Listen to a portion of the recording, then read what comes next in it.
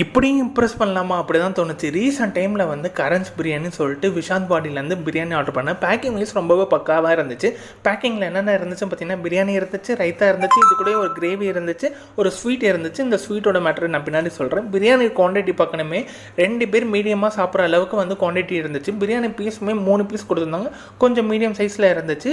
Biryani ரைஸுமே well குக்கடாகவே இருந்துச்சு, ரொம்பவே ஃப்ரெஷ்ஷாகவே இருந்துச்சு. பிரியாணி டேஸ்ட்டுமே செம்ம சூப்பராகவே இருந்துச்சு. சிக்கனுமே நல்லா ஜூஸியாகவே இருந்துச்சு. பிரியாணியில் என்ன கொஞ்சம் ஆயில் மட்டும்தான் கொஞ்சம் அதிகமாக இருந்துச்சு, மற்றபடி டேஸ்ட் வைஸ் எந்த குறையுமே சொல்ல முடியாது.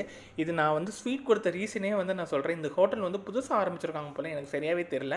நான் ஆர்டர் பண்ணும்போது தான் அதில் வந்து நோட்டில் கொடுத்துருந்தாங்க, நம்மளுக்கு மென்ஷன் பண்ணியிருந்தாங்க, பேரை மென்ஷன் பண்ணிவிட்டு இது மாதிரி வந்து உங்களுக்கு டின்னர் வந்து நாங்கள் கொடுத்துருக்கோம், உங்களுக்காக ஸ்பெஷல் ஸ்வீட் வந்து எங்கள் சைட்லேருந்து இருக்கும், கொஞ்சம் ரிவ்யூ மட்டும் கொஞ்சம் நல்ல ரிவ்யூவாக போடுங்க அப்படின்னு சொல்லியிருந்தாங்க. கஸ்டமர் இப்படி இல்லாமல் இம்ப்ரெஸ் பண்ணுவாங்க அப்படின்னு தான் எனக்கு தோணுச்சு. மொத்தம் எனக்கு டெபிட் ஆன அமௌண்ட் வந்து 163.